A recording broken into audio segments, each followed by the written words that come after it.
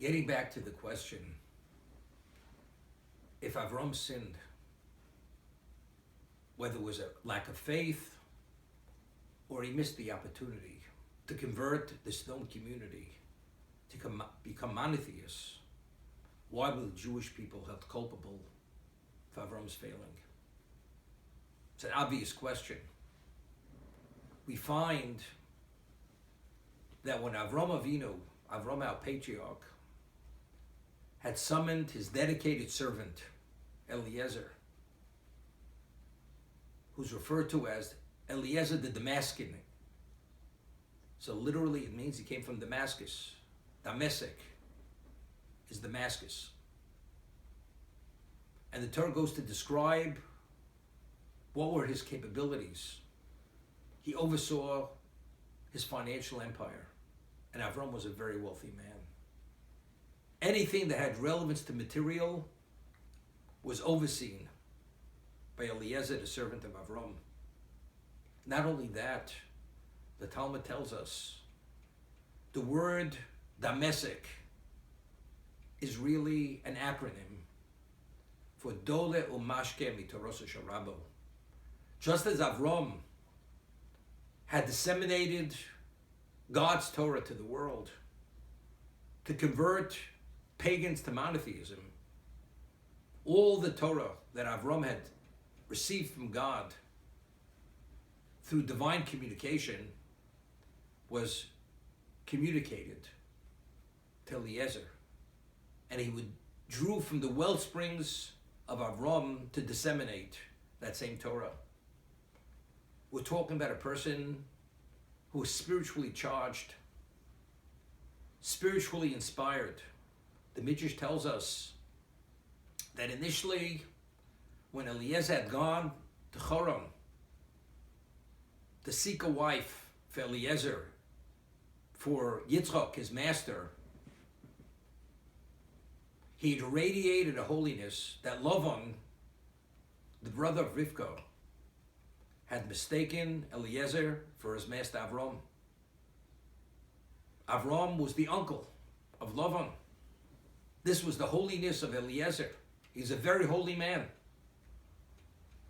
And initially, when he was sent to find a wife for Yitzchak, the future patriarch, meaning that wife would be the eventual matriarch of the Jewish people, he had set very specific conditions. She has to be from his family. She cannot be a Canaanite descent.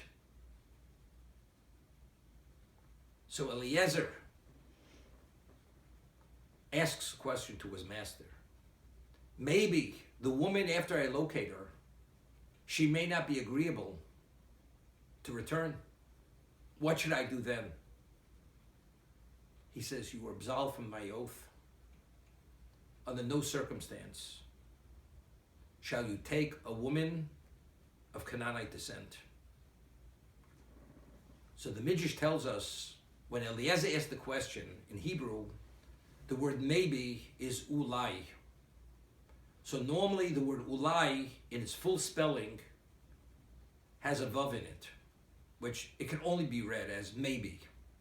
However, when Eliezer tells of the story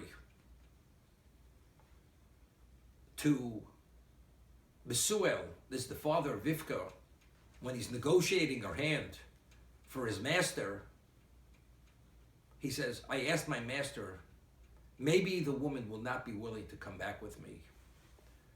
The word ulai is spelled deficiently, without the vav.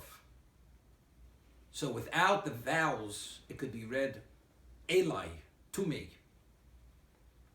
So Rashi cites the Midrash, what Eliezer had said to his master Avram, what are you sending me off to this far off land to find a wife for your special son, who's this unblemished offering?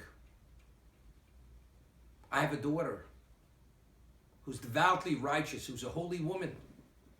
Why can't she be the future matriarch of the Jewish people? Why does it have to be from your family? So Avram answered and explained to Eliezer,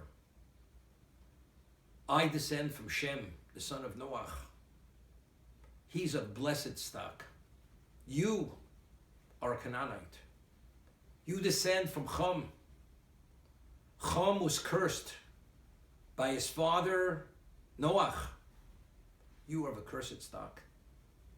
Someone of a blessed stock cannot cleave to someone of a cursed stock. What does this mean? But she's devoutly righteous.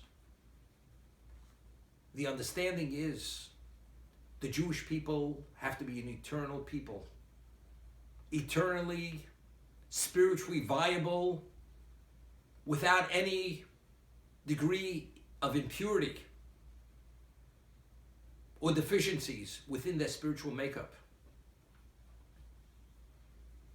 Although she is definitely devout, spiritual, but her spiritual genealogy is cursed. You cannot build a Jewish people with a flawed foundation. The patriarchs are the foundation of the Jewish people. If there's any weakness in their foundation, this unending, infinite people cannot stand on that level of foundation with this level of deficiency. Therefore, ein orur bizdabik beborach, a cursed being, a cursed genealogy cannot cleave to someone of a blessed genealogy. When we speak about that a child is not culpable and liable for the sins of the father, we're not speaking about genealogy. We're speaking about if a father fails, the father's record is unrelated to the child's record. And if the child does not emulate the evil ways, the errant ways of the parent's record has no relevance to the child. But Avram Avinu, Abraham, the founding patriarch of the Jewish people, who is the foundation of the Jewish people. We're not speaking about liability and culpability here. We're speaking about spiritual deficiency.